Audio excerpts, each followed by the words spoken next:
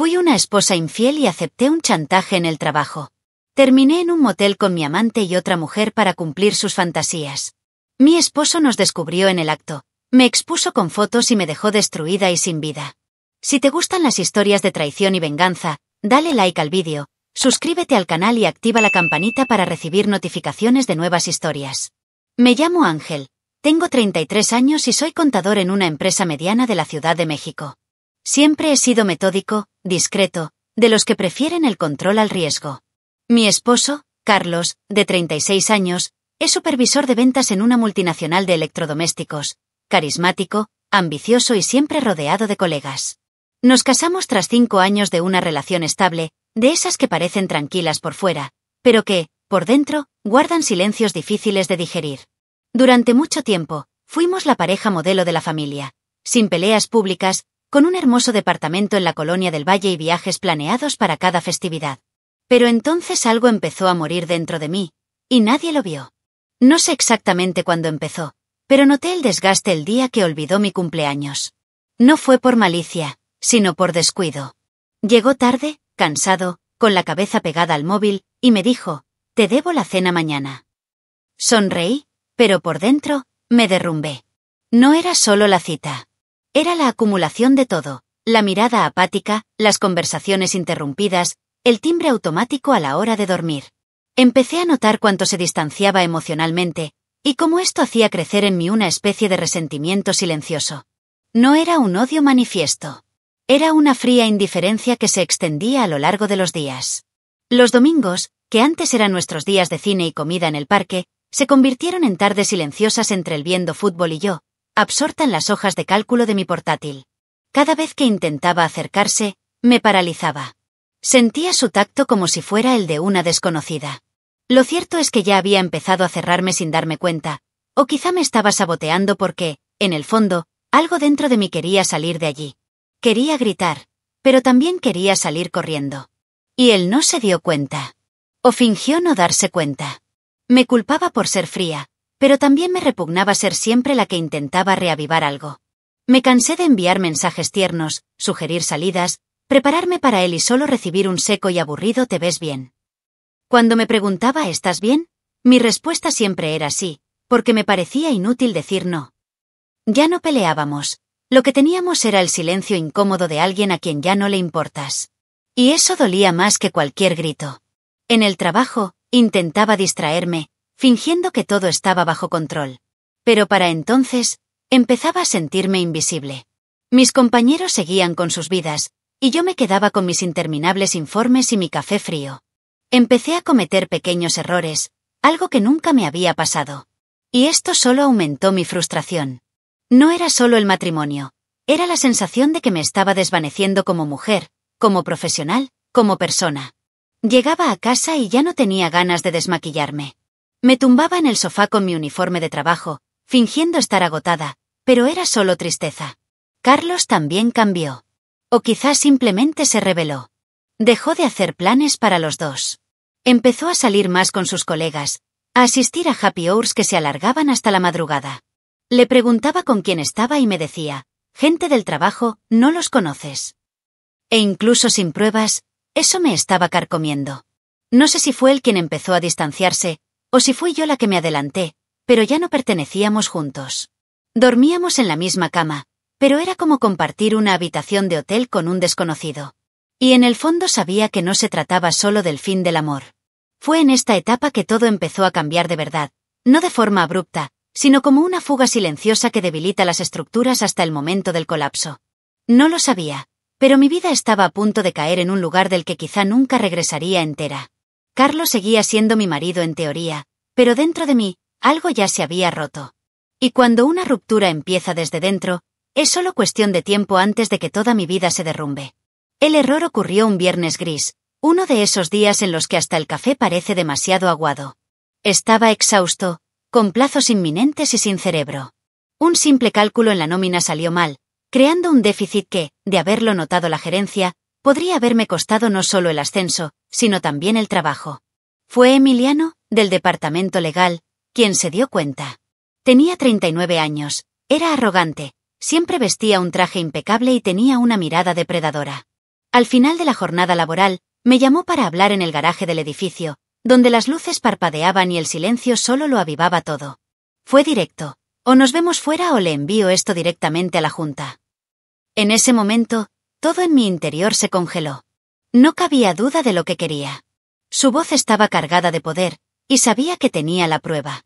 Intenté negociar, sugerí revisar los documentos juntos, propuse una corrección discreta, pero él solo sonrió, esa sonrisa de quien ya ha decidido la partida. No hay necesidad de armar un escándalo. Solo quiero hablar en un lugar más privado. Y así, temblando de vergüenza y miedo, acepté la invitación que sonaba más a una sentencia. Nos vimos esa misma noche, en un hotel barato, lo suficientemente lejos como para no despertar sospechas. Me sentí sucia, utilizada, pero también, extrañamente viva. Pensé que sería solo una vez. Que tendría que rendirme y se acabaría. Pero Emiliano no quería parar. La semana siguiente, me esperaba en el garaje con la misma mirada calculadora, como si ya me hubiera leído el pensamiento. Decía cosas como, eres mucho más inteligente de lo que pareces, o, tienes poder dentro de ti, solo necesitas que te provoquen. Y por absurdo que parezca, algo dentro de mí empezó a convencerse de ello. Por primera vez en mucho tiempo, alguien notaba mi existencia con tanta intensidad. Me miraban a los ojos. Me deseaban. Carlos no lo había hecho en meses. En las siguientes citas, ya no me sentía presionada. Empecé a elegir mi perfume con más cuidado, a intercambiar mensajes de texto con él en horario de trabajo, a reírme de chistes que ni siquiera eran graciosos. Me da vergüenza admitirlo, pero sentí una descarga de adrenalina que no había sentido en años. Cada vez que entraba en esa habitación de motel, dejaba atrás a la mujer olvidada de mi matrimonio y me convertía en alguien que, aunque fuera brevemente, tenía control sobre algo, o eso creía.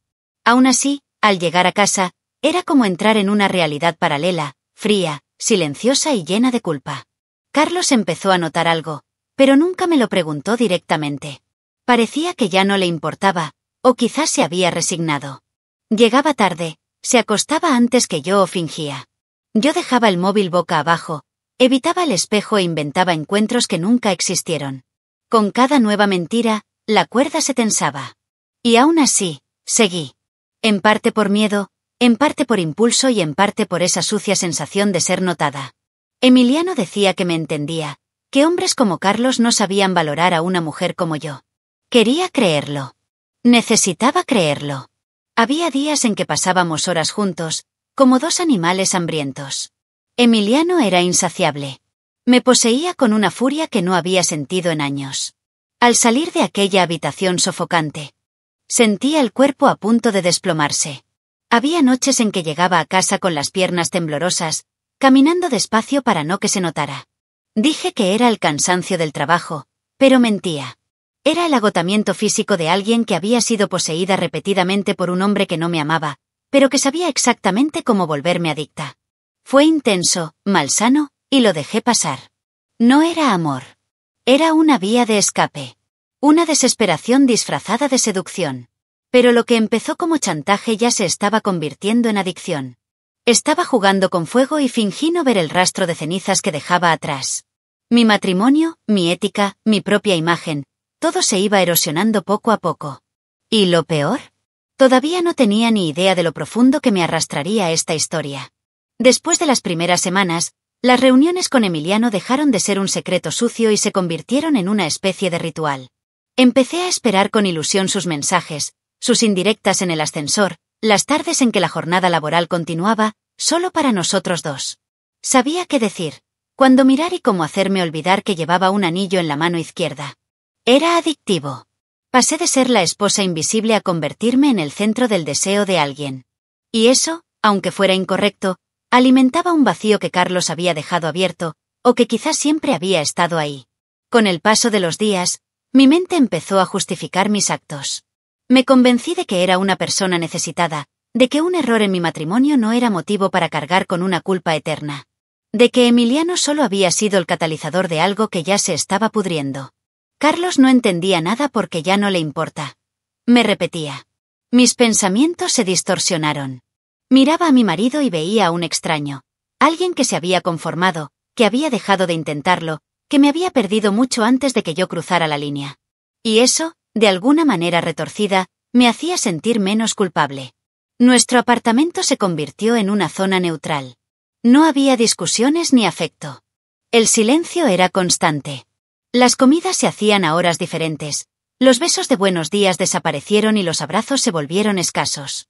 Algunas noches, veía a Carlos sentado en el porche, con la mirada perdida, bebiendo una cerveza como si el mundo entero hubiera perdido su color. Lo veía, pero no decía nada. Simplemente pasaba de largo. Me volví fría. Distante. Una extraña en mi propia casa. Incluso los olores me molestaban. Su desodorante, su café por la mañana, incluso el perfume que usaba desde el principio de nuestra relación. Emiliano, en cambio, me envolvió con palabras intensas y una presencia imponente. Me dijo que era brillante, que merecía algo más que una vida aburrida con un hombre aburrido. Empecé a creerlo. Empecé a fantasear con la posibilidad de empezar de cero, de dejarlo todo atrás y vivir una historia diferente. Una donde sería deseada, escuchada y tocada como mujer. Incluso imaginé viajar, mudarme a una nueva ciudad, empezar de cero. Todo parecía más vibrante con Emiliano, aunque en el fondo sabía que era un castillo de arena. La traición ya no era solo física, se volvió emocional. Ya no confiaba en mi propio corazón. Sonreí al ver el nombre de Emiliano en mi teléfono y puse los ojos en blanco cuando fue Carlos quien me envió un mensaje preguntándome si llegaría tarde. El contraste entre ambos era evidente. Uno me hacía sentir viva, el otro me recordaba todo lo que no quería ser. Empecé a responderle a Carlos con frialdad, evitando cualquier tipo de contacto íntimo. Si intentaba abrazarme, fingía tener dolor de cabeza, estar cansada o cualquier otra cosa. La verdad era, ya no lo quería.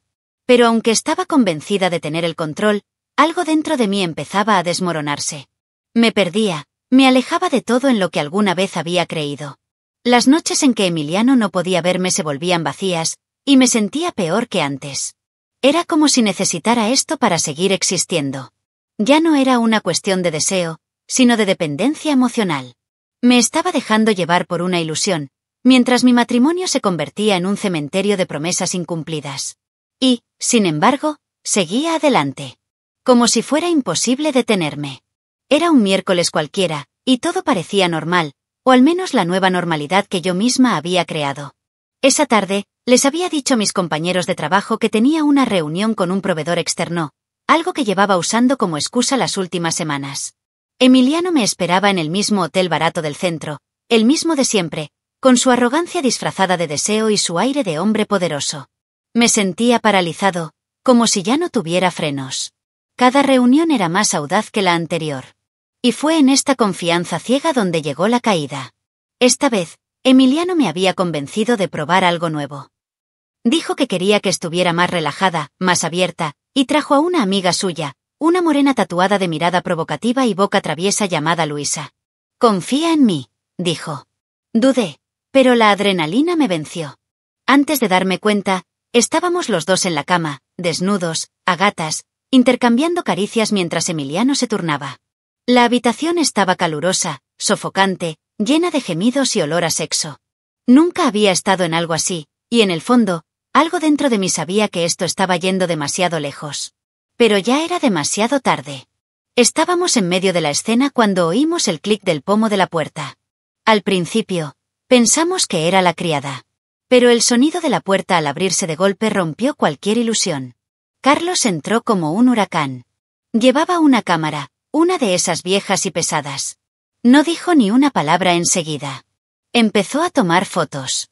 1, 2, 3. Las linternas atravesaban la habitación como navajas. El pánico se apoderó de mí. Intenté cubrirme, alejarme de Luisa, de Emiliano, de todo, pero era como intentar despertar de una pesadilla que yo mismo había creado. Fue entonces cuando empezó a gritar. ¿Esto es lo que haces cuando dices que estás trabajando? Su voz sonaba como la de un poseso. Emiliano intentó cubrirse la cara, apartarse, pero Carlos lo apartó brutalmente. Entré en pánico. Intenté cubrirme con la manta, supliqué. Por favor, para. Pero no me oyó. Estaba en trance, una mezcla de ira e incredulidad. Sus ojos ya no eran los del hombre que me esperaba para cenar, que me compraba flores en citas al azar. Era un desconocido, un hombre destrozado por la más cruda traición. Carlos avanzó hacia Emiliano. Ella le dio un puñetazo fuerte en la cara, y él cayó entre la pared y el sillón. El impacto fue agudo, brutal. Emiliano intentó levantarse, pero ya estaba medio desmayado, aturdido, inconsciente. Carlos temblaba. Me miró como si fuera un insecto. Tiró los papeles del divorcio sobre la cama. Firma. Ahora. O haré algo peor. Ni siquiera podía sostener el bolígrafo. Ella estaba desnuda, expuesta, con el rostro empapado en lágrimas y el corazón hecho pedazos. La vergüenza fue un tsunami que me ahogó. Intenté explicarle, pero ni siquiera me dio espacio. Me agarró el bolso, me arrancó el celular y lo tiró al suelo. Lo pisó. Luego fue a la puerta y llamó al gerente del hotel, gritando que había un hombre desmayado y una zorra casada cometiendo adulterio. La escena se convirtió en un circo. La gente se asomaba, los empleados estaban asustados, mi mundo se desmoronaba a cada segundo que pasaba. Carlos se marchó, dejando la puerta abierta, las luces encendidas y mi alma despojada de toda dignidad. Me quedé allí, arrodillada sobre la alfombra. Sucia, con el sabor metálico de la humillación en la boca. No sé cuánto tiempo estuve paralizada. Quizás minutos, quizás una eternidad. Cuando logré levantarme, Emiliano seguía aturdido, con la cara hinchada y sangrando. Luisa se vestía apresuradamente, sin decir palabra. Nadie me miró. Solo sabía que, a partir de ese momento, nada volvería a ser igual. Que me atraparan no fue solo descubrir una traición, sino el colapso total de quien creía ser. Y allí, en medio del caos, lo peor ni siquiera había comenzado. Todavía estaba en shock cuando llegué a casa esa noche. El viaje en taxi del hotel a nuestro apartamento se sintió como un viaje interminable de vergüenza. Cada segundo del trayecto fue una tortura.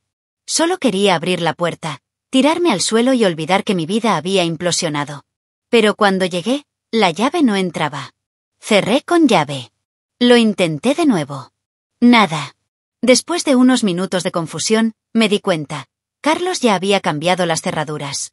El edificio tenía portero 24 horas, pero no me dejó subir.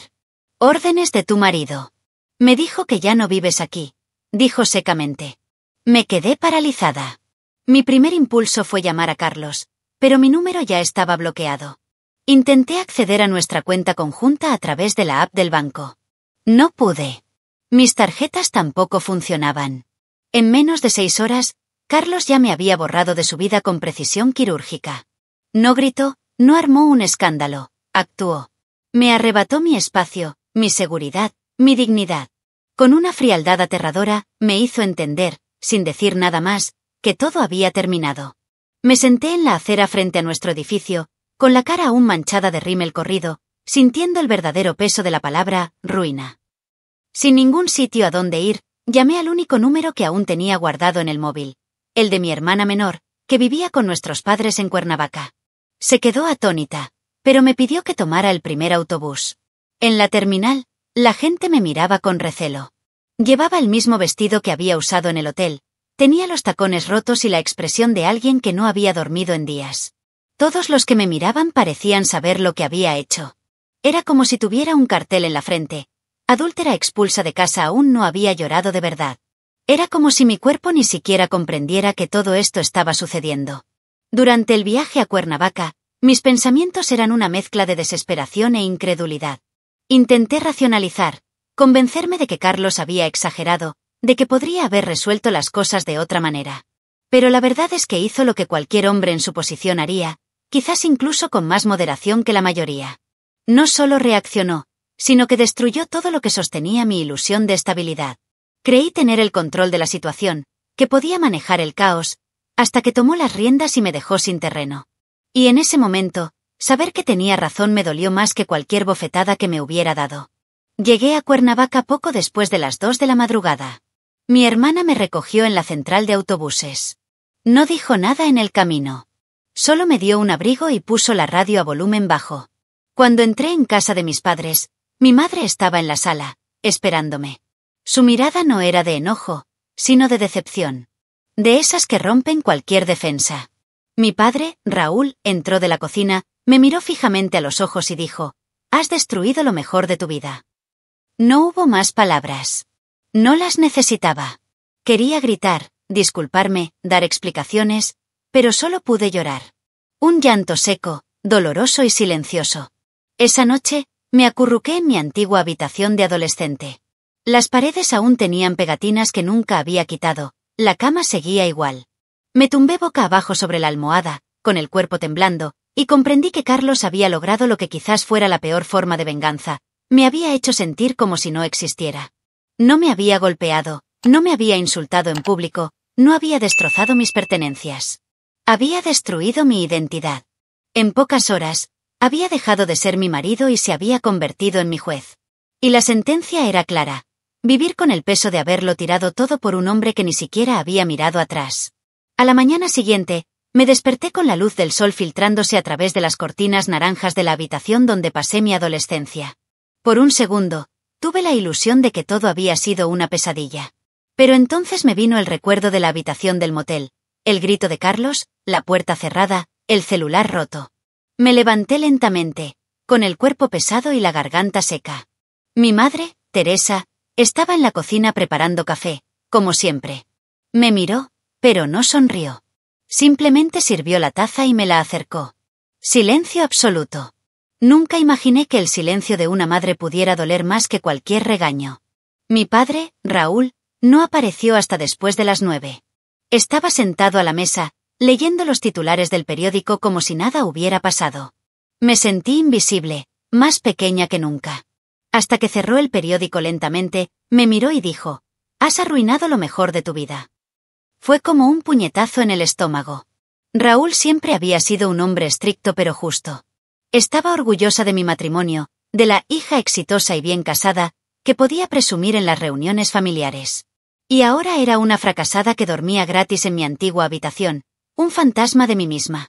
Durante el resto del día, nadie habló del tema. Sabía que mi hermana había contado parte de la historia, pero no toda. Y la verdad completa era peor. La vergüenza flotaba en el aire, impregnando cada rincón de la casa. Me quedé encerrada en mi habitación, mirando las paredes e intentando comprender cuando todo había salido mal. Impulsivamente, llamé a Carlos. El teléfono sonó y sonó, hasta que saltó el buzón de voz. Lo intenté de nuevo. Nada. Envié un mensaje. Me bloquearon. Eso me destrozó. Su indiferencia dolió más que cualquier arrebato de ira. Carlos no gritó. Me borró.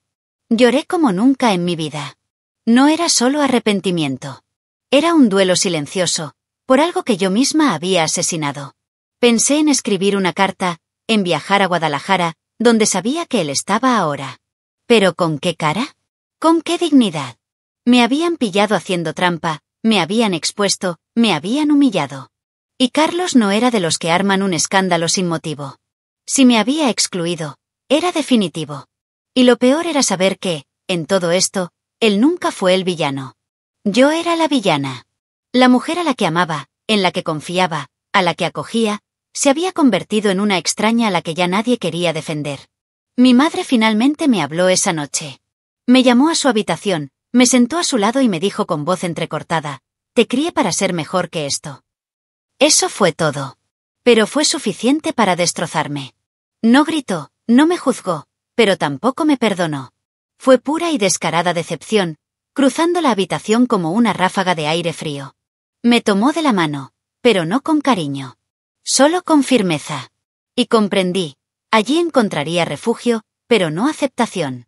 Porque, para mi familia, me había convertido en el tipo de mujer que mi madre se había pasado la vida enseñándome a no ser jamás. Quedarme en esa casa era como vivir dentro de un espejo roto. Cada rincón reflejaba una versión destrozada de mí misma. La hija que me había decepcionado, la esposa que me había traicionado, la mujer que se había perdido a sí misma. Y lo peor era que, incluso allí, sintiendo vergüenza y abandono, seguía preguntándome si Emiliano pensaba en mí. Me daba asco. ¿Cómo podía extrañar a alguien que me había hundido en el abismo? Pero era cierto. Mi corazón estaba destrozado. Y sabía que, a partir de entonces, cada día sería una nueva lucha contra mí misma. Me tomó 3 días poder mirar a mis padres a los ojos y contarles todo. Ya no podía seguir viviendo en esa casa como una sombra, esperando a que el tiempo hiciera el trabajo sucio. Me senté con ellos en el porche al anochecer, en uno de esos momentos en que el aire parece más ligero que la tensión que me agobia. Respiré hondo y empecé. Les conté sobre el error en la nómina, sobre el chantaje de Emiliano, sobre cómo todo empezó por desesperación y se convirtió en adicción. Mis padres escucharon en silencio. Ni una interrupción. Ni un suspiro. Solo sus ojos fijos en mí, esperando el final de esa confesión. Le conté todo. Sin florituras. Le hablé de las reuniones en el hotel, del amigo que Emiliano había traído, del momento en que me pillaron con las manos en la masa. Le dije que Carlos había reaccionado con frialdad quirúrgica, que me había dejado sin nada, que había cambiado las cerraduras y me había borrado como si nunca hubiera existido. Mi madre lloró en silencio. Mi padre se quedó de pie con las manos juntas y la mandíbula apretada. Cuando terminé, el silencio era tan pesado como la historia misma. Y entonces llegó la frase que nunca olvidaré. Cambiaste a un hombre que te respetaba por alguien que te usaba como un juguete viejo. Mi padre no gritó. Pero cada palabra que decía era un disparo. Mi madre preguntó con voz temblorosa, ¿y a ti? ¿Te gustaba? Y no supe qué responder. Porque eso era lo que más me dolía. No me gustaba. Nunca quise a Emiliano. Me involucré por necesidad, por desesperación, por escapar. Quería sentirme deseada, importante. Irónicamente, terminé siendo descartada por todos. Me sentí estúpida, utilizada, desfigurada. Una mujer que confundía el abuso con atención. Que confundía la manipulación con el romance. Que cambió una casa por una habitación de motel. Y entonces lo comprendí. Emiliano nunca me vio como una persona. Solo como una conquista fácil en la oficina. Mi padre se levantó, fue a la sala y regresó con una foto enmarcada de mi boda. Me la entregó y me dijo, ¿recuerdas esto? Fue el día más feliz de mi vida. Estaba radiante y Carlos estaba orgulloso, con una amplia sonrisa, como si tuviera el mundo en sus brazos. Mi padre continuó, él te amaba, Ángel. Destruiste a este hombre. Y no hay manera de arreglarlo. Quería desaparecer. Ningún castigo parecía suficiente. Ninguna disculpa parecía capaz de reparar el daño que había causado. Me quedé allí, mirando la foto, y sintiendo que la mujer de ese día nunca volvería a existir. Mi madre intentó consolarme con un abrazo, pero incluso su cariño era diferente. Era como si ahora existiera una barrera invisible entre nosotras. Como si la hija que había criado se hubiera extraviado en un camino sin retorno. Sabía que estaba allí por compasión, sin merecerla. Y eso también dolía. No me echaron. No me juzgaron a gritos. Pero la decepción era constante, todo el tiempo, en cada plato servido en la mesa, en cada mirada que evitaban en el desayuno. Y ese tipo de silencio es más cruel que cualquier castigo. Esa noche, sola en mi habitación, miré al techo e intenté comprender en qué momento me había convertido en esta versión de mí misma. Sabía que Carlos tenía todas las razones para odiarme. Y, aún así, aún deseaba que llamara, que dijera algo. Pero lo que más me dolía era saber que, aunque algún día me perdonara, nunca me miraría de la misma manera. Porque el perdón no es sinónimo de reconciliación. A veces, es solo la señal del fin. 2 días después de llegar a Cuernavaca, recibí una llamada de la directora de recursos humanos de la empresa. Fue demasiado amable para decirlo, lo cual ya era mala señal. Necesitamos hablar en persona, urgente. Tomé el autobús de regreso a Ciudad de México con un nudo en el estómago. El edificio donde pasaba todos los días ahora se sentía hostil. La gente en el pasillo me miraba con una mezcla de lástima y juicio. Las conversaciones se interrumpieron al pasar. Entré a la oficina de la directora y me encontré con 3 personas esperándome, incluyendo a un abogado del departamento legal. Ni siquiera tuve que sentarme para entender lo que estaba a punto de suceder. Me interrogaron durante casi 1 hora. Preguntaron por Emiliano, sobre las reuniones fuera del horario laboral, sobre el desfalco que había estado cometiendo con acceso a documentos fiscales. Descubrieron todo. Incluso que usaba información interna para chantajear a otras mujeres de la empresa, y que yo era solo una de tantas. Al ver mi reacción, no dudaron de mi implicación emocional. La diferencia es que, a diferencia de los demás, me dejé llevar. No me resistí. No lo denuncié. Firmé mi renuncia allí mismo, sin discutir. Me dieron una pequeña indemnización por despido para evitar una demanda laboral. Y punto. Fin. Emiliano fue arrestado 3 días después, acusado de acoso y corrupción interna. Varias empleadas presentaron pruebas, mensajes e incluso grabaciones. Algunas lloraban, otras gritaban. Yo permanecí en silencio. Sabía que nada de lo que dijera cambiaría lo que había hecho. Aunque al principio fui víctima, me convertí en cómplice al continuar, al guardar silencio, al involucrarme con él por voluntad propia. Cuando su imagen apareció en el periódico, mi nombre fue vinculado a algunos grupos internos. Me apodaron la contadora de escándalos. Nadie me defendió. Nadie quería escuchar la otra versión. Y, francamente, yo tampoco lo merecía. Carlos demandó a la empresa por negligencia y omisión. Y, para mi sorpresa, ganó. Recibió una indemnización generosa. Afirmó que el ambiente laboral permitía que su esposa fuera acosada y manipulada, y los abogados lo demostraron con capturas de pantalla y testimonios. No me citaron a declarar. Me ignoraron. Su nombre fue limpiado. El mío fue borrado. Las redes sociales donde publicaba sobre mis logros ahora estaban llenas de mensajes indirectos y gente que me eliminaba. El círculo social que había construido durante años se desvaneció. De repente, solo era la adúltera despedida por escándalo. Regresé a Cuernavaca con la sensación de llevar una lepra invisible. Incluso mi hermana, que antes había intentado animarme, empezó a distanciarse. Mis padres evitaban hablar del tema.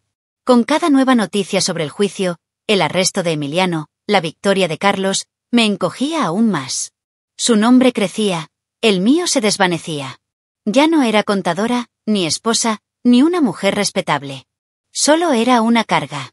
Alguien a quien todos toleraban por obligación familiar. Y lo peor, sentía que había merecido cada segundo de esa caída. Intenté buscar otro trabajo, envié currículums, hablé con antiguos compañeros. Silencio. Las miradas de la gente decían más que las palabras. ¿De verdad crees que te vamos a contratar después de lo que hiciste? Y en el fondo, ni siquiera los culpo. Me convertí en un fantasma de oficina, un nombre que se susurraba en los pasillos, una historia que nadie quería repetir. Una reputación, una vez manchada, nunca se puede limpiar. Y sin trabajo, sin Carlos, sin futuro, solo me quedaba el peso de lo perdido. Carlos se fue sin mirar atrás. Un primo suyo me contó que se había mudado a Guadalajara, había conseguido trabajo en una empresa exportadora, había comprado un departamento con vista al parque metropolitano y había conocido a otra mujer. Morena, elegante y también ejecutiva. El tipo de mujer que probablemente siempre había querido a su lado. Alguien que no lo engañara en moteles baratos ni le arruinara la vida. No me sorprendió. Carlos siempre había tenido carisma, determinación y presencia. Era solo cuestión de tiempo para que lo reconstruyera todo desde cero. Y eso fue exactamente lo que hizo. Mientras él empezaba de cero, yo me hundía. Seguía desempleada, viviendo en mi vieja habitación rosa de adolescente, viendo el mundo por la ventana. Dormía demasiado o no dormía. Comía mal. Evitaba los espejos. Ya no era mujer, ni profesional, ni siquiera una verdadera hija. Era una carga. Un fantasma en casa de mis padres. Intentaba fingir que me estaba recomponiendo, pero la verdad es que cada día era un paso más profundo en el abismo del arrepentimiento. Carlos me excluyó por completo, y lo acepté en silencio. No hubo más peleas. No hubo más súplicas. Solo distancia y desprecio. Fui a buscar mis últimas cosas a su apartamento, acompañada de mi hermana. Carlos me recibió como si fuera de la compañía eléctrica, formal, seco, frío. Ya le daba la mano a su nueva esposa.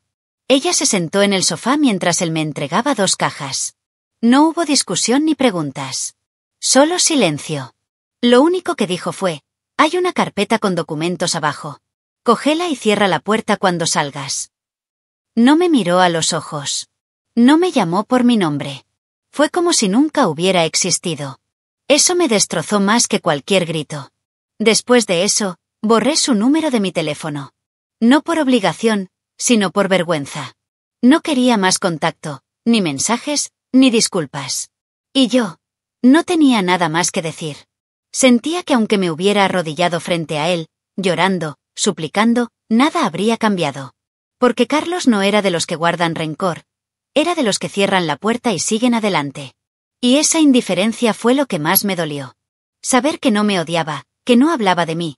Simplemente me había borrado como si nunca hubiera formado parte de su vida. En redes sociales, vi fotos nuevas, él sonriendo en eventos, viajando, reconstruyendo su vida. Mientras tanto, me convertí en una versión aburrida de lo que una vez fui.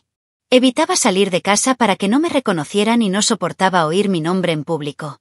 Conocidos que antes me admiraban ahora cruzaban la calle. Me convertí en un símbolo de lo que nadie quiere ser. La mujer que destruyó su matrimonio y lo perdió todo por un hombre que solo quería aprovecharse. Y lo peor de todo, por decisión propia. Ya no había una víctima en mí. Solo una consecuencia. Hoy, Carlos es un recuerdo doloroso y lejano. Pero la mirada que me dirigió el día que me atraparon, y luego el día que nos despedimos, esa mirada me acompaña en cada sueño, en cada silencio. Era la mirada de alguien que una vez te amó con todo lo que tenía, y ahora solo ve vacío. Y yo merecía cada segundo de esa ausencia. Porque cuando destruyes a alguien por dentro, a veces el castigo no viene con gritos ni venganza. Viene con silencio. Un silencio que dura para siempre. Hoy vivo como si cargara con una condena invisible. Me despierto cada día con la sensación de que algo me oprime el pecho, y no es físico, es culpa. Una culpa que no me abandona ni siquiera al dormir. Miro hacia atrás y me pregunto cómo dejé que todo llegara a ese punto. Cómo me dejé manipular, engañar y arrastrar hasta el fondo por un hombre como Emiliano. Pero la verdad es que solo mostró lo que ya estaba roto dentro de mí. Y fui débil. Fui egoísta.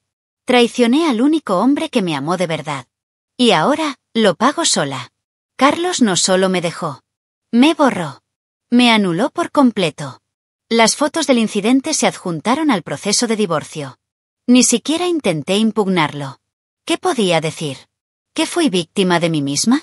¿Que fui estúpida, ciega, imprudente? Esas imágenes, mi cuerpo expuesto, la sorpresa en su rostro, Emiliano en el suelo, se convirtieron en la prueba viviente del peor momento de mi vida. Y, gracias a eso, mi reputación quedó enterrada para siempre. Ni siquiera el barrio donde vivíamos me soporta. La gente que antes me saludaba ahora cruza la calle para evitar mi mirada. Mi familia, aunque no me echaron, nunca volvió a ser la misma conmigo. Las cenas silenciosas, las miradas de reojo, la ausencia de mención de mi pasado. Todo esto me recuerda, día tras día, que decepcioné a quienes más me querían. Me convertí en el ejemplo de lo que no se debe hacer. La historia que mis tías susurraban como advertencia. La mujer que lo cambió todo por nada. Que se destruyó sola. Que lo tuvo todo en sus manos y lo desperdició por vanidad y necesidad. Me convertí en un recordatorio constante de que algunas decisiones son irreversibles. Carlos siguió adelante con su vida. Reconstruyó, prosperó, volvió a amar. ¿Y yo? Estaba atrapada en el tiempo. La mujer que conoció se perdió en el espejo del motel barato. Hoy, me miro y no veo nada. Ni luz, ni propósito. Solo arrepentimiento. Y el arrepentimiento no reconstruye nada. Solo desmorona lo poco que queda. Intento mantenerme en pie, busco terapia, leo, escribo, pero nada puede devolverme lo perdido. Porque no solo perdí a un hombre. Fue mi reflejo, mi identidad, mi dignidad. A veces sueño con Carlos. No me dice nada. Solo me mira. Esa misma mirada del final, vacía, dura, definitiva. Me despierto llorando, con la cara mojada, y con la sensación de que nunca me perdonarán. Y quizás no debería. Porque hay errores que no se borran con el tiempo. Hay heridas que no sanan. Y hay ausencias que se convierten en parte del aire. Carlos ganó. Salió victorioso, y con razón. Yo era el villano de nuestra historia. Y hoy, solo soy el narrador de lo que podría haber sido, si hubiera tenido el coraje de decir no antes de dar el primer paso hacia el abismo. Quizás nadie sepa todo esto. Quizás a nadie le importe. Pero si alguien está a punto de hacer lo que yo hice, si se siente solo, invisible, tentado, por favor, piénselo 2 veces. Ojalá pudiera volver atrás en el tiempo. Daría lo que fuera por deshacer aquella tarde en que dije que sí al chantaje. Pero no puedo. Solo puedo vivir con lo que queda, y con la carga de ser recordada como la adúltera que lo perdió todo. ¿Y tú? ¿Crees que alguien como yo merece una segunda oportunidad? Deja tu opinión en los comentarios, dale me gusta al vídeo y suscríbete al canal para recibir notificaciones de nuevos vídeos. Además, ayúdanos a llegar a más personas y a formar una comunidad. Aprovecha y mira una de las historias que aparecen a continuación sobre nuevos informes de traición, venganzas. Hasta la próxima historia.